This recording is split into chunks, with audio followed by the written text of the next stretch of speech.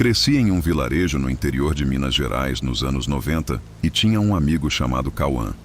Ele era completamente fascinado por tudo que envolvesse o exército, armas e qualquer coisa relacionada à vida militar. Desde que me lembro, Cauã vivia obcecado por soldados, batalhas e equipamentos de guerra. Era aquele tipo de garoto que passava horas brincando com soldadinhos de plástico, colecionando bonecos de ação e torrando toda a mesada em uma lojinha de artigos militares no centro do povoado. O quarto dele parecia um museu particular, repleto de maquetes e kits de modelos Airfix com tanques, aviões e veículos que ele montava e pintava com uma paciência que eu nunca tive. Uma vez tentei ajudá-lo a montar um kit, mas terminei coberto de cola e com as mãos manchadas de tinta, parecendo uma tragédia que nem os fãs mais dedicados de Warhammer aprovariam. O tio-avô de Cauã, um homem bondoso chamado Reinaldo, era veterano da Segunda Guerra Mundial. Ele morava sozinho em um apartamento no térreo e quase todo fim de semana nós íamos visitá-lo. Era um senhor adorável, daqueles avós que parecem feitos sob medida para filmes antigos, sempre com um sorriso caloroso no rosto. Nossos pais eram amigos de longa data e até meus avós tinham boa relação com ele. Então não era incomum Cauã me levar junto nessas visitas. Eu nunca imaginei que houvesse algo estranho nisso, muito menos que isso resultaria em algo que marcaria a minha vida para sempre. Preciso deixar claro desde já que a história não tem nada a ver com comportamentos inadequados do tio Reinaldo, nada disso. Pelo contrário, ele era um homem incrível. E até o dia de sua morte, nos anos 90, em um asilo, continuamos a ter carinho por ele, embora o Alzheimer tenha levado boa parte de quem ele era.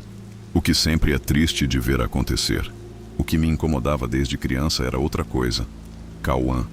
Era evidente que o tio Reinaldo não gostava muito de falar sobre o período em que esteve na guerra, e eu entendia isso.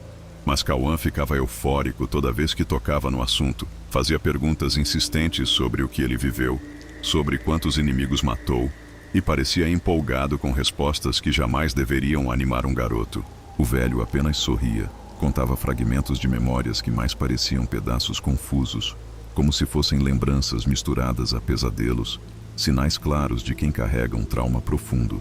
Para mim, era óbvio que ele tinha estresse pós-traumático, mas Cauã não percebia nada disso, só queria saber mais sobre armas, batalhas e mortes, como se fosse um jogo. Digo tudo isso para chegar ao dia em que tudo aconteceu. Nós tínhamos uns 10 anos. Era um sábado qualquer e fomos visitar o tio Reinaldo, acompanhados de outro amigo, Bruce. Ele nunca foi muito próximo de Cauã. Sempre reclamava de tudo, achava nossas brincadeiras bobas, mas mesmo assim resolveu ir. Cauã não ficou nada feliz com isso. Queria que fosse só nós dois, e por isso passou boa parte da manhã emburrado. Só que depois da visita, ele mudou de repente.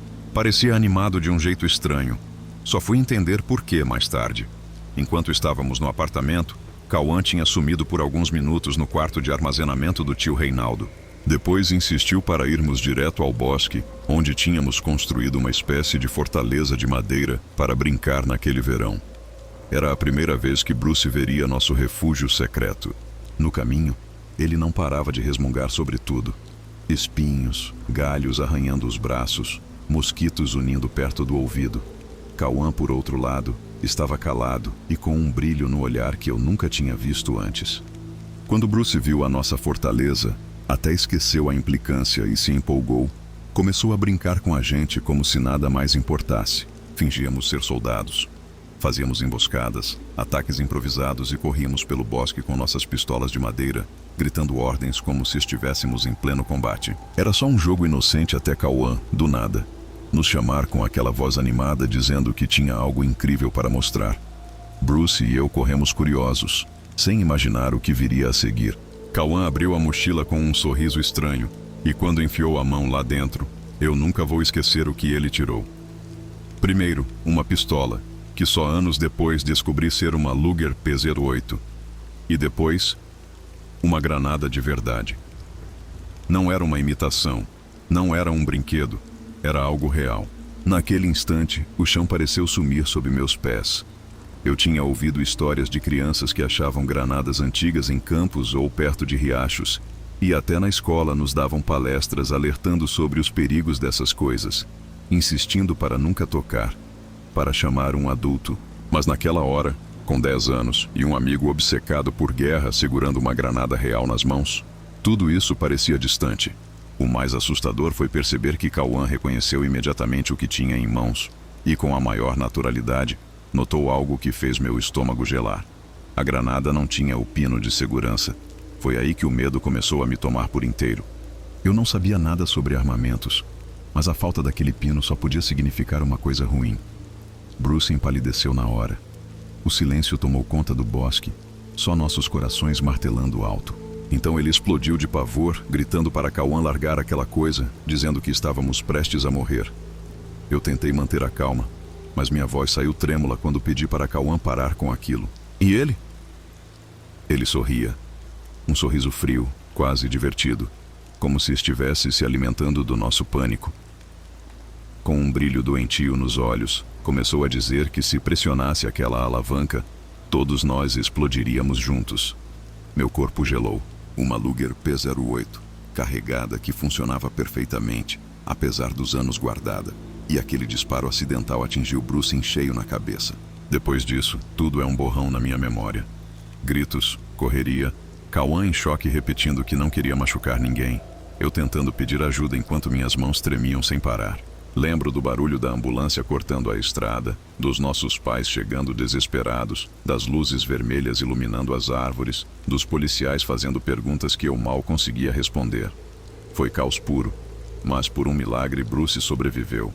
A bala atravessou a cabeça, mas não atingiu nenhuma área vital. Os médicos disseram que foi sorte e nada mais. Ele ficou semanas internado, passou por cirurgia, mas no fim se recuperou. Ficou com uma cicatriz feia, mas isso só fez com que virasse uma lenda na escola. Todos queriam ver a marca, todos o chamavam de indestrutível. E Bruce levava aquilo como um troféu, sempre dizendo que tinha sido o melhor tiro da vida dele. Quanto ao tio Reinaldo, naquela época as leis não eram tão rígidas e ele não teve grandes problemas. Ficou só com uma advertência, nada mais. Já Cauã, os pais entraram em pânico. Acabaram com todos os brinquedos militares, os modelos, tudo. E proibiram qualquer visita ao tio Reinaldo sem a presença de um adulto. A obsessão dele pela guerra morreu naquele dia, junto com aquela infância que nunca mais foi igual. Cresceu, virou um homem tranquilo, sem nenhuma sombra daquele garoto obcecado por armas. Hoje trabalha como executivo numa empresa de tecnologia e quando nos encontramos, ele mesmo ri daquilo. Embora eu saiba que, por dentro, ele nunca esqueceu. Bruce também brinca com a história como se fosse uma piada, como se quase morrer tivesse sido uma aventura. Eu só fico calado, porque ainda lembro do estampido no bosque, do cheiro metálico no ar e da sensação de que tudo podia ter acabado ali. Às vezes penso como uma simples tarde de jogos conseguiu mudar nossas vidas para sempre. Bruce começou a chorar de nervoso, gritando sem parar, mas Cauã não se abalava. Pelo contrário, parecia cada vez mais animado, delirando sobre como, se morrêssemos ali, seríamos heróis, como os soldados que ele tanto admirava. Eu tentei argumentar.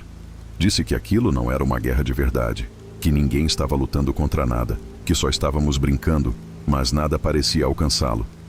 Cauã estava completamente entregue a uma fantasia perigosa. Bruce olhava para os lados, pronto para disparar em corrida, e eu sentia minhas pernas bambas, o medo corroendo por dentro. E então, Cauã apertou ainda mais a mão em torno da granada, com aquele olhar insano, dizendo que queria honrar a luta do tio-avô. Meu coração disparou. Tudo ficou surdo ao redor, como se o mundo tivesse parado.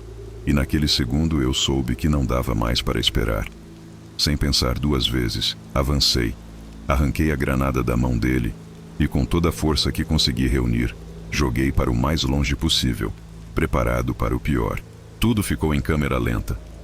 A granada voou girando no ar e nós três ficamos paralisados, olhos fixos naquele pedaço de metal que podia nos matar. Quando bateu no chão, nada aconteceu. Apenas silêncio. E então, como se o próprio demônio tivesse tomado conta dele, Cauã começou a rir. Não era uma risada normal. Era alta, histérica, um riso maníaco que ecoava pelo bosque e gelava o sangue nas nossas veias. A granada não explodiu. Ficamos ali, esperando pelo estrondo que nunca veio, até que Cauã soltou uma gargalhada e disse como se nada fosse: que era apenas um modelo falso e que tudo não passava de uma brincadeira. Senti um calor subir pelo corpo, uma mistura de raiva e alívio, e juro que por um segundo pensei em socá-lo. Eu tinha acabado de quase ter um infarto e aquele idiota ria como se fosse a coisa mais engraçada do mundo. Aos poucos comecei a rir também. Talvez pela tensão, talvez pelo alívio, enquanto Bruce continuava com os olhos arregalados, completamente pálido e ainda sem conseguir falar direito.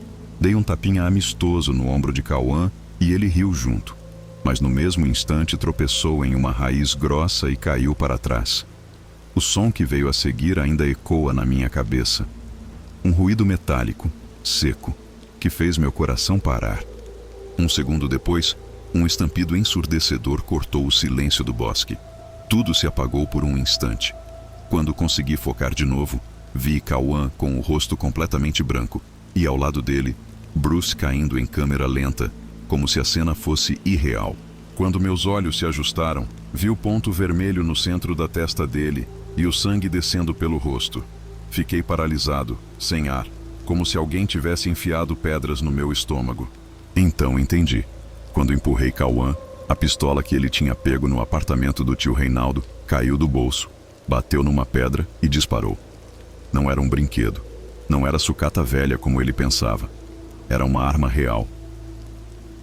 Essa história começa com um garoto chamado Márcio. E, para ser honesto, ele nunca foi meu amigo de verdade. Não no sentido bonito da palavra. Na realidade, ele era um daqueles personagens que você preferiria evitar a qualquer custo. Nós nos conhecemos ainda pequenos, no jardim de infância, porque nossas mães eram amigas. E foi como se eu tivesse sido automaticamente colocado no círculo dele. O que começou como uma simples amizade infantil acabou se transformando numa espécie de pesadelo interminável. Desde muito cedo, Márcio decidiu que eu era a propriedade dele, e não no sentido de amizade, mas como se eu fosse um brinquedo pessoal, um objeto para ele manipular e maltratar sempre que tivesse vontade. Para os olhos dele, eu não passava de um escravo que ele podia fazer chorar, sem que ninguém percebesse nada. Eu tinha só 5 anos, mas Márcio já conhecia uma dúzia de formas de me machucar, sem deixar marcas evidentes. Eram beliscões, tapas, pequenos golpes feitos na surdina, sempre num canto do pátio ou embaixo da mesa do refeitório para que ninguém visse. Ele me atingia em lugares onde não ficava fácil notar, como na parte interna das coxas, ou disparava elásticos contra minha cabeça, sempre com aquele sorriso cruel. Com o tempo, fui me tornando o típico garoto medroso, aquele que chorava por qualquer coisa. Era assim que todos me viam, o menininho chorão. Mas na verdade, todo esse medo tinha um nome, e era Márcio, que sempre conseguia me dobrar com a força e com a crueldade dele. Eu não podia contar nada na escola porque morria de medo, e em casa não era diferente. Muitas vezes, no recreio, ele me arrastava para trás do prédio, enfiava a minha camiseta no pescoço e apertava até eu começar a vomitar. Outras vezes, simplesmente encostava fósforos acesos na minha pele, ou me espetava com algum objeto pontudo que improvisava na hora. E para os outros, eu continuava sendo o garoto desastrado que vivia tropeçando, quebrando brinquedos, caindo e chorando. Ninguém sabia que tudo aquilo era obra dele. Olhando para trás, eu nunca quis que fosse assim, mas naquela idade, achava normal ter um amigo que me fazia mal. No fundo, eu acreditava que Márcio só queria passar tempo comigo. Eu ia para a casa dele quase todos os fins de semana, levava meus brinquedos mais legais, minhas coisas favoritas, e no fim, sempre acontecia algo ruim. Algum brinquedo quebrava, alguma coisa sumia, e eu nunca ousava reclamar. Os pais de Márcio eram muito mais ricos que os meus. Ele tinha todas as novidades, os videogames mais caros, um cachorro bonito e até uma irmã mais velha que quase não falava com ele. Márcio nunca me deixava jogar no Nintendo dele. Eu ficava só assistindo, esperando a minha vez, que nunca chegava. Eles também tinham um beliche no quarto, e isso para mim era incrível, porque eu nunca tive um. Nunca tinha dormido lá, até aquela noite. Eu era só alguns meses mais velho que ele e, quando chegou a hora de dormir, Márcio me colocou na parte de cima. Achei que era porque ele queria me agradar, mas não. Ele tinha medo de altura e preferia ficar embaixo. Às 2 da manhã, senti alguém me sacudindo com força. Caí da cama, assustado. E antes que pudesse entender o que estava acontecendo, Márcio jogou água no meu rosto para me acordar. Era típico dele. Sempre fazia esse tipo de coisa. Então ele disse que íamos ao parque. Achei estranho sair naquela hora, mas eu não tinha escolha. Eu já sabia que, se protestasse, ele ia começar com os beliscões, e eu não queria passar por isso. Era começo de maio. A noite estava quente, e eu ainda usava pijama, mas ao menos estava de sapatos. A casa de Márcio ficava perto de um parque com um playground enorme, daqueles que estavam na moda nos anos 90. Eu sempre quis brincar lá, mas Márcio nunca deixava. Dizia que aquilo era coisa de criança boba. Só que naquela noite, ele estava obcecado com a ideia de subir naquele brinquedo. Ele me ordenou que subisse até o topo. O parque estava mergulhado na escuridão, iluminado apenas por um único poste de luz que mal conseguia afastar as sombras. Era um lugar deserto, silencioso, e eu sabia que não era seguro brincar ali naquela hora. Mas Márcio queria que eu subisse, e naquela idade, a gente faz qualquer coisa para não arrumar problemas. Subi pela rede com minhas mãos trêmulas, depois pelas barras de metal, tentando me equilibrar e evitar a fúria dele. Lá de cima, ouvi sua voz fria me pedindo para fazer uma parada de mão, como se eu fosse um acrobata de circo. Eu não era o Homem-Aranha, mas, naquele momento, com medo, acreditava que podia tentar qualquer coisa. Foi então que senti algo atingir a minha cabeça com uma força absurda. A dor explodiu dentro do meu crânio como se um pedaço de ferro tivesse atravessado minha mente. Cambaleei, tentei me segurar, mas o mundo girou, e antes que pudesse entender, meu corpo despencou de uma altura de quase 4 metros. A queda foi brutal, como se meu corpo tivesse se despedaçado no impacto.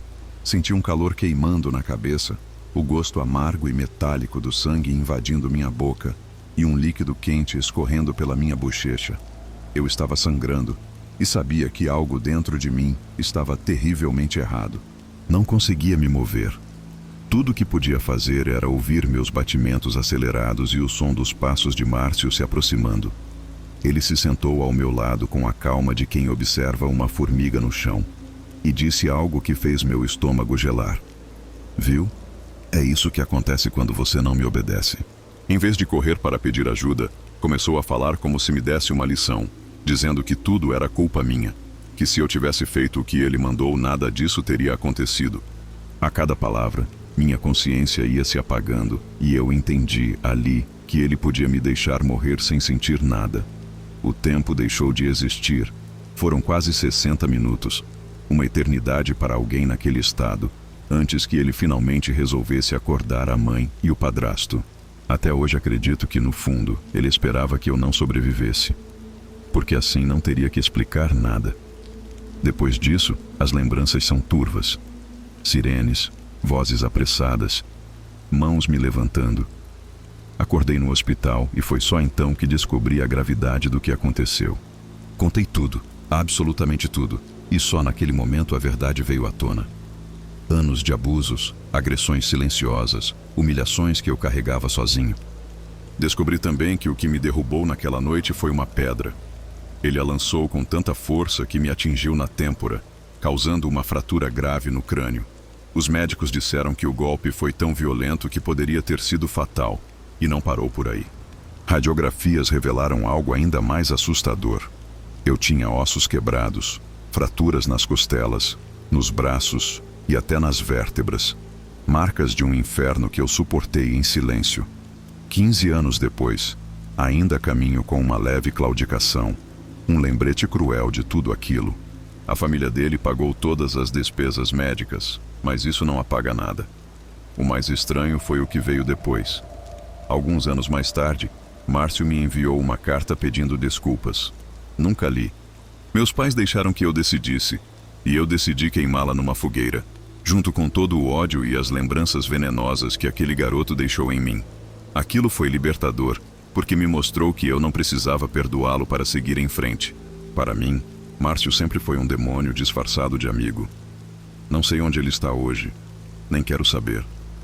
Esta é a primeira vez que compartilho essa história em tantos anos, e a verdade é que a melhor vingança foi deixá-lo no esquecimento, perdido no canto mais escuro da minha memória. Mas, se por acaso você está ouvindo isso, Márcio, quero que saiba de uma coisa. Você quase me matou, e eu nunca vou esquecer disso. Quando eu era mais jovem, minha vida era um caos completo. E admito isso sem vergonha. Minha rebeldia e imaturidade me levaram para um caminho sombrio, cheio de escolhas erradas, drogas e problemas com a lei. Tudo desmoronou quando me vi diante de uma decisão brutal: ir para a cadeia ou aceitar participar de um programa de reabilitação do governo chamado A Granja. O nome parecia inofensivo, quase acolhedor, mas a realidade era bem diferente. A Granja era essencialmente um lugar isolado, um espaço rural onde jovens infratores como eu eram enviados para trabalhar duro no campo. O dono do programa tinha conexões poderosas e, de alguma forma, conseguiu transformar isso em um acordo lucrativo. Oferecer mão de obra barata em troca de evitar que dezenas de adolescentes fossem parar na prisão. Parece cruel quando se ouve pela primeira vez, não é? Mas olhando para trás, não sei se ele foi realmente o maior beneficiado. Para muitos de nós, era a única chance de escapar do inferno das celas. E talvez isso tenha salvado a vida de muita gente. Para mim, posso dizer com certeza, foi melhor do que qualquer outra opção. Aquilo me deu disciplina, me trouxe uma fagulha de confiança e, de um jeito inesperado, começou a me transformar. Enquanto outros cumpriam trabalhos como recolher lixo nas estradas, eu tive algo mais profundo. Aprendi a cuidar de animais, a lidar com a terra, e isso mexeu comigo de uma forma que eu não consigo explicar. Era como se, no meio daquele isolamento forçado, eu tivesse encontrado uma parte minha que estava adormecida. Fiz amigos ali, pessoas que ainda hoje vejo postando no Facebook, mesmo que cada um tenha seguido sua vida em um canto do mundo. E, ironicamente, as maiores loucuras que vivi não aconteceram nas ruas, mas dentro daquela maldita fazenda. Quando você chegava à granja, as regras eram claras. Recebia uma tarefa e um companheiro de quarto. Esse companheiro não era só alguém para dividir o espaço. Era seu guia, seu mentor, a pessoa responsável por manter você no caminho certo. Eram jovens que já tinham passado pelo programa, sobrevivido e se reerguido. E por isso sabiam exatamente o que dizer e como agir para que você não se perdesse. Meu mentor foi incrível, e graças a ele consegui aguentar firme. Quando chegou a minha vez de assumir esse papel, não hesitei. Aceitei ser mentora com orgulho. Era a prova de que eu tinha vencido uma parte da minha batalha. Só alguns alcançavam essa posição, e para mim era um verdadeiro privilégio. Me senti importante, valorizada, e decidi que faria tudo para retribuir aquilo que recebi. Então, depois de 9 meses no programa, eu já ocupava o cargo de supervisora de gado e tinha meu próprio espaço. Um pequeno apartamento com 2 quartos, à espera da minha aprendiz. Eu sabia que, pelas regras, seria uma garota, mas não tinha ideia de quem ela era ou do que esperar. Se viesse com a mente aberta, tudo seria mais fácil.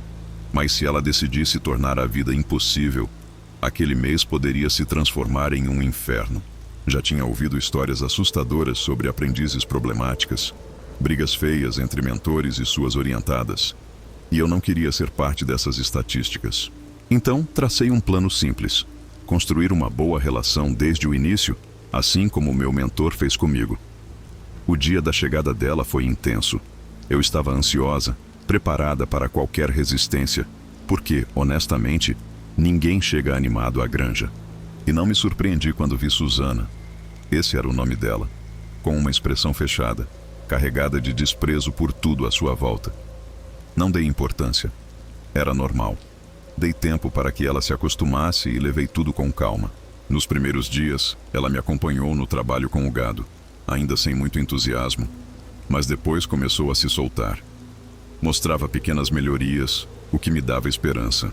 Um mês pode ser uma eternidade quando se vive com alguém assim, mas também pode passar rápido. E parecia que Susana estava, aos poucos, encontrando um lugar ali. Pelo menos era essa a impressão que eu tinha. Até que algo mudou. Era a segunda semana quando tudo começou a parecer estranho. Estávamos voltando do curral quando vi 2 viaturas estacionadas próximas à entrada da fazenda. 2 policiais conversavam em voz baixa com um dos líderes do grupo, e a expressão dele me fez gelar por dentro, preocupado, tenso, como alguém prestes a dar uma notícia que ninguém quer ouvir. Me aproximei devagar, com a intenção de ouvir o que os policiais diziam, mas assim que o líder do grupo me viu, fez um sinal para que eu chegasse mais perto. Seu rosto estava carregado de seriedade e isso me fez gelar por dentro. Então ele me contou. Os policiais não estavam ali por uma simples visita. Eles tinham vindo por Susana. Não queriam apenas conversar. Havia uma ordem de prisão contra ela em outro condado. A notícia caiu sobre mim como um balde de água gelada. Aquilo mudou tudo. Eu sabia que lidar com uma situação assim poderia ser um verdadeiro desastre. Não tínhamos ideia de como Susana iria reagir. Ela era imprevisível, e se decidisse fugir ou, pior, enfrentar os policiais, as coisas poderiam sair do controle em questão de segundos. Enquanto tentávamos pensar no que fazer, uma ideia tomou conta da minha cabeça.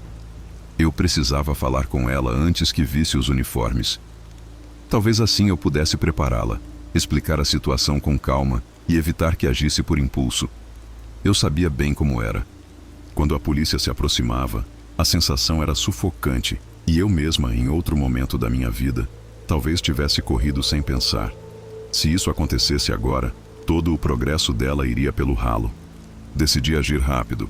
Fui direto para os dormitórios, quase correndo pelo corredor. Encontrei Susana sentada na cama, com o olhar distante, sem imaginar o que estava prestes a acontecer. Chamei-a pelo nome e pedi que me ouvisse. Ela ergueu os olhos e, quando revelei a notícia, vi sua expressão se quebrar diante de mim. O choque foi tão grande que, por alguns segundos, fiquei sem saber o que dizer. Seus lábios tremiam, e antes que pudesse reagir, ela se levantou bruscamente, como se estivesse pronta para fugir. Senti o coração disparar. A ideia dela era clara: escapar antes que os policiais chegassem. Corri para me colocar à frente e, com a voz mais firme que consegui, pedi que parasse. Respirei fundo e falei com calma, tentando controlar minha própria ansiedade. Expliquei que fugir só pioraria tudo, que ela precisava enfrentar aquilo, descobrir do que se tratava a ordem. Disse que poderia ser algo menor, talvez uma audiência perdida, uma multa de trânsito, nada tão grave quanto ela imaginava.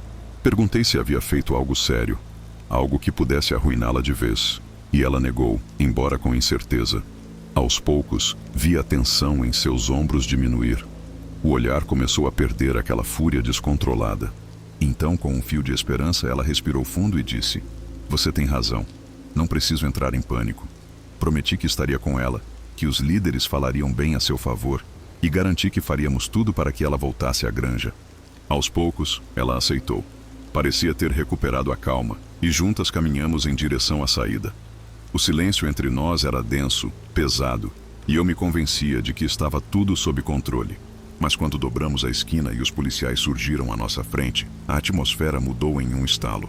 Vi seus olhos se arregalarem, e em um movimento rápido, Susana deu um passo para trás. Pensei que fosse apenas um reflexo, um momento de hesitação. Então sorri para tranquilizá-la e disse: "Vai dar tudo certo, continue andando."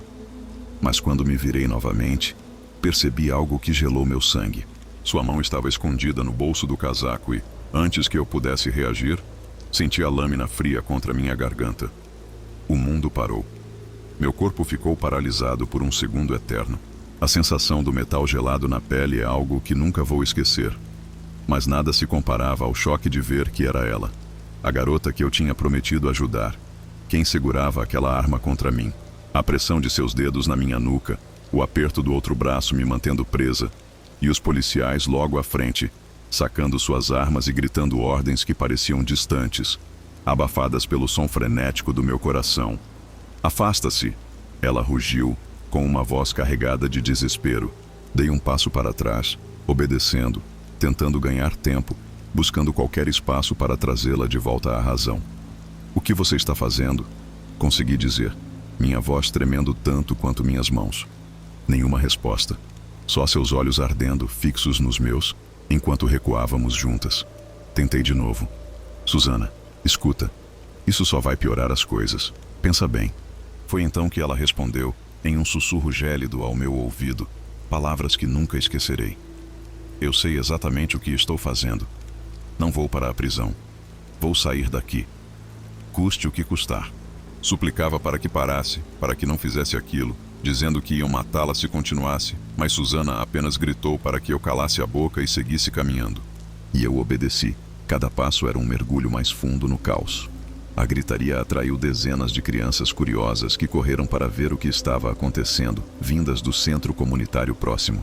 Em segundos, formou-se uma pequena multidão olhando com olhos arregalados, tornando tudo ainda mais sufocante. Eu ainda acreditava que Susana não queria realmente me machucar, que era apenas um ato desesperado para escapar da prisão. Então, quando chegamos perto da linha de árvores, imaginei que ela fosse me soltar e disparar mata adentro. Mas nada disso aconteceu. Continuava grudada em mim, o braço firme, o frio do metal na minha pele.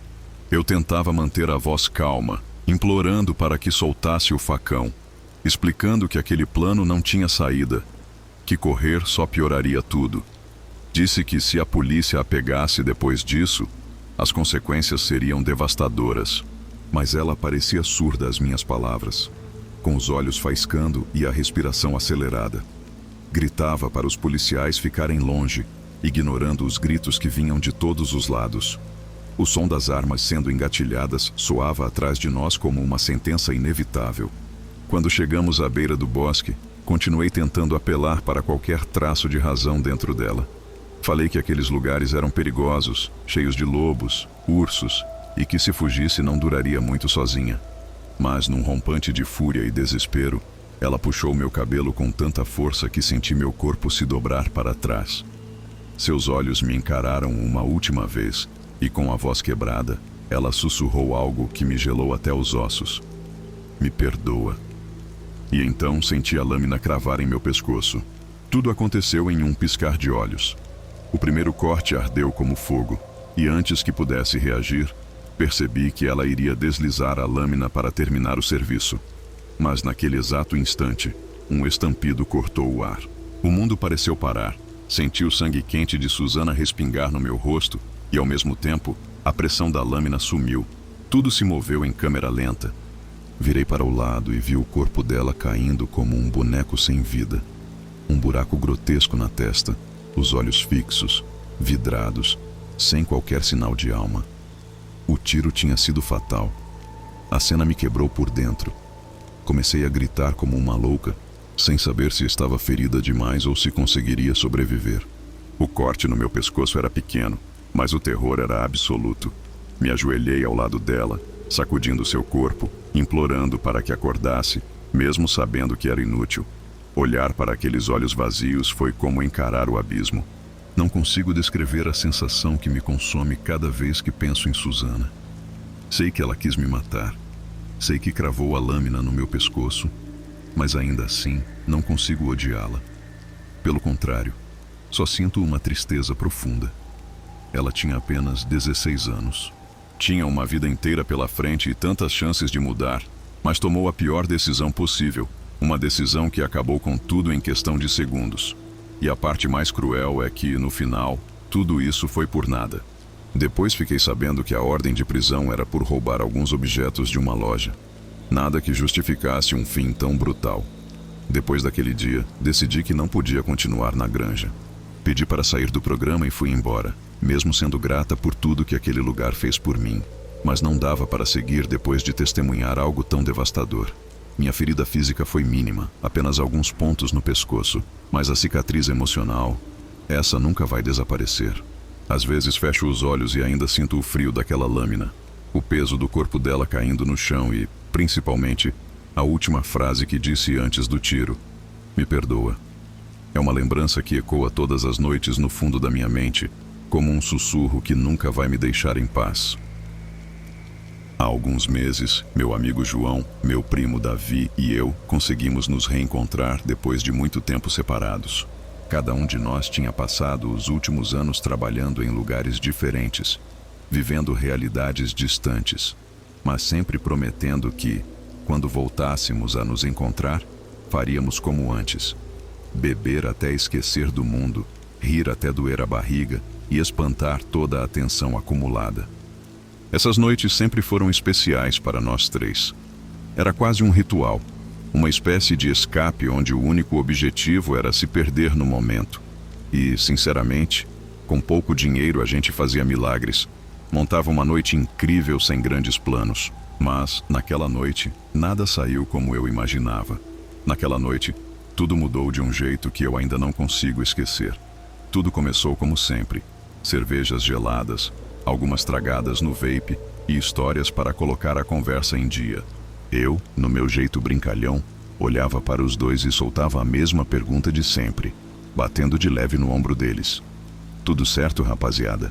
João sorria com aquele ar tranquilo e respondia: tudo sob controle. Davi também sorria, mas havia algo no olhar dele que me deixou com uma sensação estranha. Embora naquele momento eu não tivesse prestado atenção de verdade. Eu já estava começando a sentir a bebida fazer efeito e, para ser honesto, só queria aproveitar a noite. Então pedi mais uma rodada. Logo estávamos rindo alto, cantando desafinados no bar como se o amanhã não existisse. A bebida corria fácil, as luzes pareciam mais quentes e tudo ao nosso redor virou um borrão de vozes, música e copos tilintando. Só que, entre uma gargalhada e outra, vi algo diferente no rosto de João. Foi rápido, como uma sombra cruzando sua expressão, e desapareceu logo em seguida. Se eu estivesse sóbrio, talvez tivesse insistido em perguntar o que era, mas naquele estado, apenas ignorei. A madrugada avançou e, em algum momento, perguntei se queriam que eu os levasse para casa. Davi soltou um riso e disse que eu mal conseguia ficar em pé, que era melhor dormir no apartamento dele e deixar o carro para o dia seguinte. Não insisti, aceitei sem pensar duas vezes. Depois disso, as lembranças ficaram fragmentadas. Músicas misturadas, copos derramando, nossas vozes se perdendo no barulho da noite. A próxima coisa que lembro com clareza é Davi me ajudando a subir as escadas, passando o braço por baixo do meu para não me deixar cair. Eu mal conseguia manter os olhos abertos. Sentia o peso do corpo, as pernas trôpegas e aquela sensação de estar flutuando no meio da confusão do álcool. Ainda assim, percebi algo na expressão dele.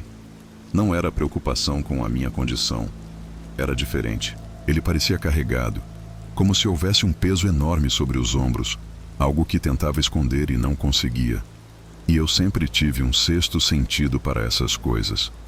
Mesmo bêbado, algo dentro de mim gritava que aquilo não era normal. Quando finalmente entramos no apartamento, me joguei no sofá, tentando recobrar a lucidez por alguns segundos.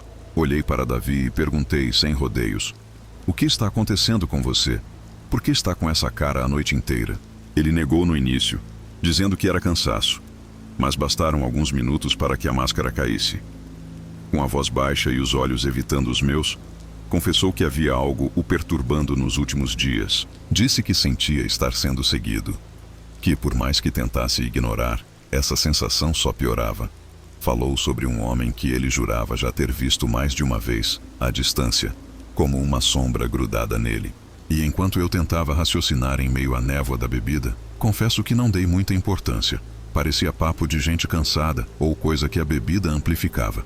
Mas por algum motivo, as palavras dele ficaram ecoando na minha cabeça, como se escondessem algo muito mais sombrio do que eu podia imaginar naquela hora. Mas Davi não parava. Insistia com uma convicção que me fez estremecer. Disse que o homem era baixo, corpulento, usava barba e tinha algo nos olhos que o deixava desconfortável. Contou que chegou a falar com a polícia porque sentia que algo ruim ia acontecer. Mas, segundo ele, não existia motivo algum para ser seguido. Essa parte me deixou ainda mais inquieto, porque no olhar dele não havia exagero. Não era conversa de bêbado tentando chamar atenção. Parecia real. E por mais que eu quisesse me desligar e dormir, a curiosidade começou a corroer meu sono. Pedi que me explicasse melhor, e foi aí que a noite mudou de forma. Davi começou a falar coisas desconexas, frases que mal conseguia entender. Dizia que aquele homem parecia um perseguidor, alguém obcecado, e que mesmo quando não o via, sentia sua presença, como se estivesse ali o tempo todo, respirando no mesmo espaço. Eu estava mergulhando em um torpor alcoólico, preso entre o sonho e a realidade, tentando acompanhar suas palavras que ecoavam distantes, até que senti algo horrível me subindo pela garganta, um enjoo sufocante que me obrigou a correr. Levantei cambaleando, tropeçando pelos móveis, e me joguei sobre o vaso no banheiro. Vomitei tudo de uma vez, um líquido quente e amargo que parecia não ter fim. O cheiro do álcool impregnava cada canto. O gosto ácido ficou grudado na língua, queimando a garganta.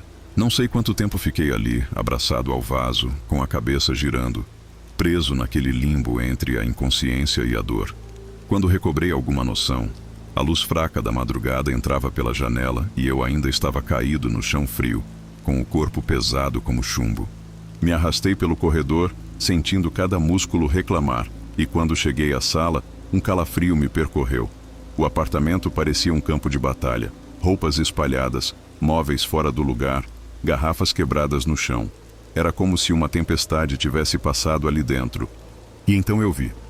No canto mais escuro, junto a um móvel, havia uma figura baixa, agachada, imóvel, como se estivesse encolhida nas sombras.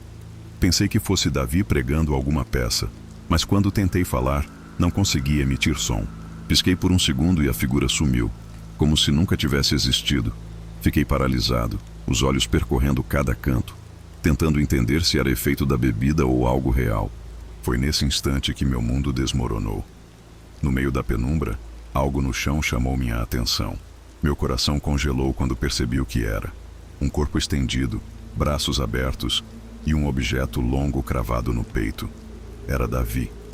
Minha respiração falhou. Minhas pernas tremeram e senti como se alguém tivesse arrancado o ar dos meus pulmões. Não podia ser verdade.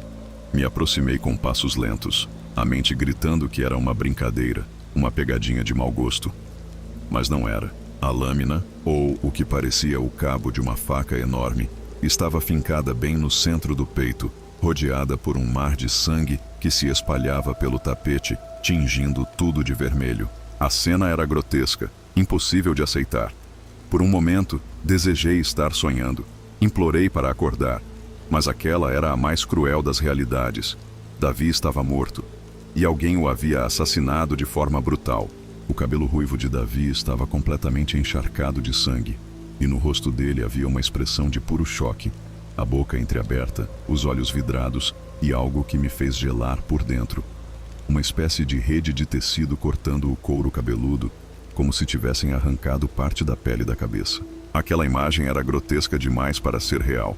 Meu corpo inteiro começou a tremer, e quando estiquei a mão para pegar o celular e ligar para a polícia, lembrei do que tinha visto antes, aquela figura agachada no canto, e me dei conta de que talvez eu não estivesse sozinho, que o assassino ainda estava ali, escondido em algum ponto daquelas sombras sufocantes. Meu instinto gritava para eu sair correndo, mas eu simplesmente não conseguia me mover, como se minhas pernas tivessem virado pedra. E então, como se tivesse saído diretamente do inferno, uma figura emergiu da escuridão.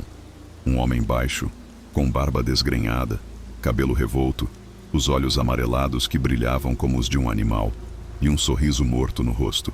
Ele caminhava devagar, com uma calma doentia, arrastando a sombra pelo chão até se aproximar do corpo de Davi. Sem pressa, como quem arranca uma folha de papel, puxou a lâmina do peito do meu primo, e o som do metal se misturou ao farfalhar do sangue espesso.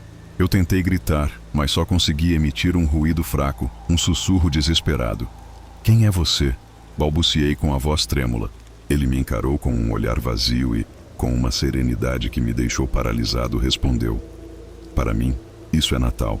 2 ruivos na mesma noite. Vou ganhar uma boa grana com isso." Essas palavras ecoaram como um trovão dentro da minha cabeça.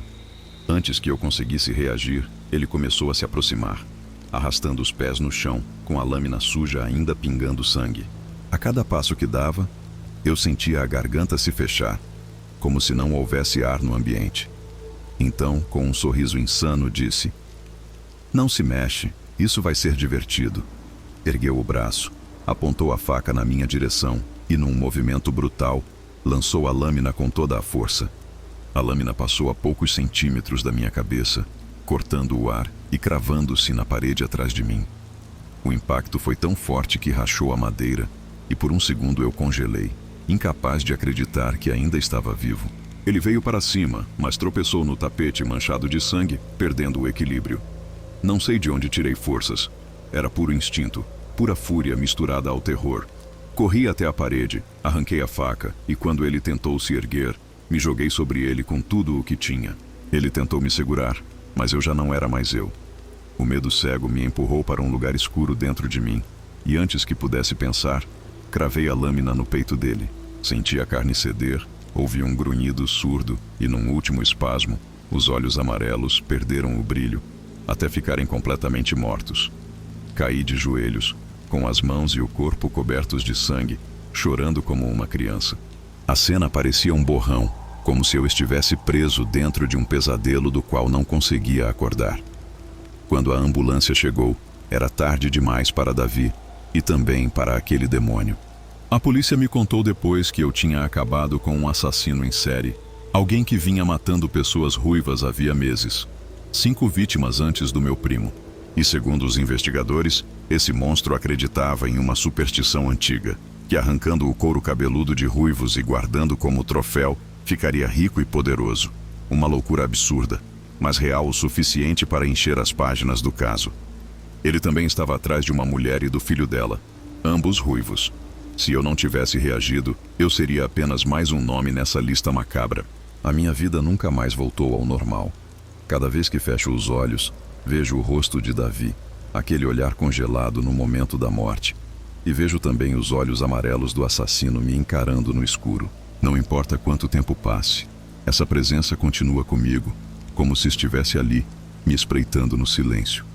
Não sei se algum dia vou conseguir me livrar dessa noite, mas sei que ela me persegue como uma sombra que nunca vai embora.